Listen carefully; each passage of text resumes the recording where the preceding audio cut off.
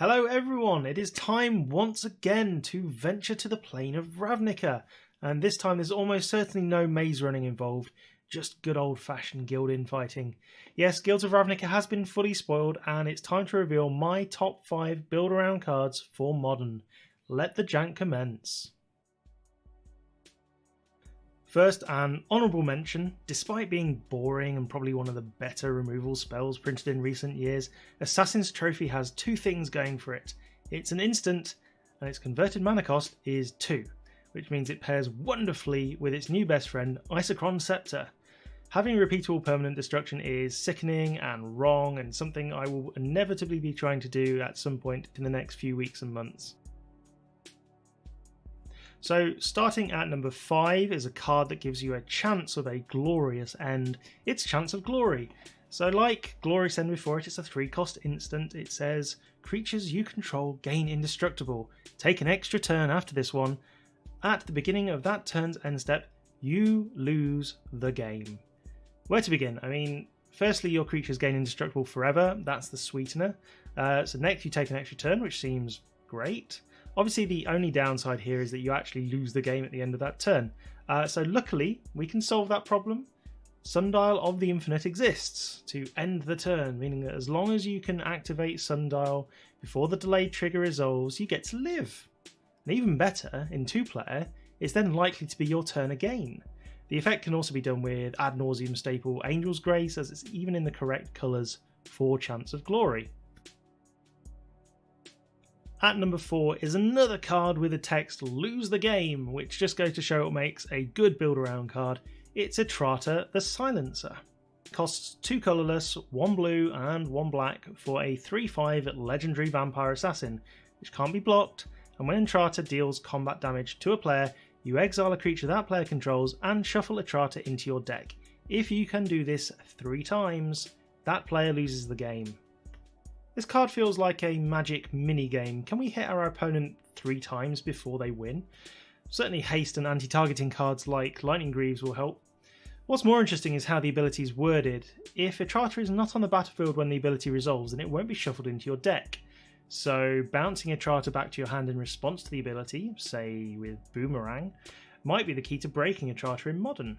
Alternatively, you could make a copy in response to the ability, say with Cackling Counterpart, which would then stick around for the next turn. And number 3 is a card which is probably the closest we're going to get to getting Storm reprinted. It's Thousand Years Storm. Not at all related to Thousand Year Elixir, it's a 6-cost enchantment with whenever you cast an instant or sorcery spell, copy it for each other instant and sorcery spell you've cast before it this turn. You may choose new targets for the copies. This card is pretty much the epitome of win more jank.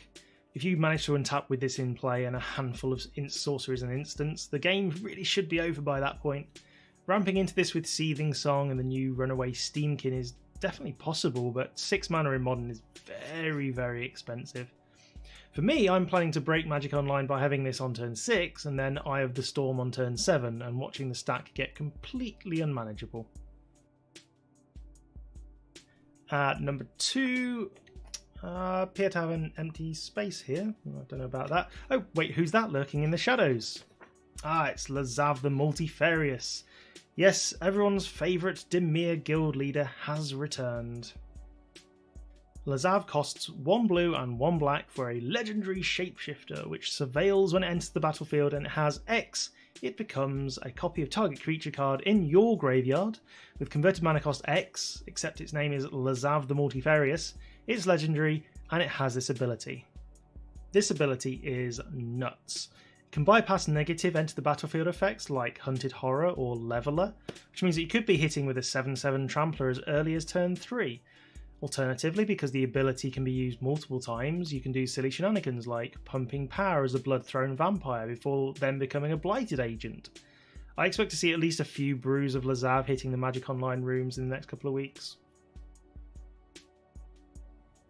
And at number 1, my favourite build-around card in Guilds of Ravnica is Omni Spell Adept, or as some people have dubbed her, Spellvish Piper. I love this card. For 4 colourless and 1 blue mana, you get a 3/4 human wizard which has 2 colourless and blue tap. You may cast an instant or sorcery card from your hand without paying its mana cost. Modern has had a long and illustrious history, so inevitably it has a large catalogue of spells that are very, very expensive. For example, Apex of Power is one card that benefits hugely from Omni Adept.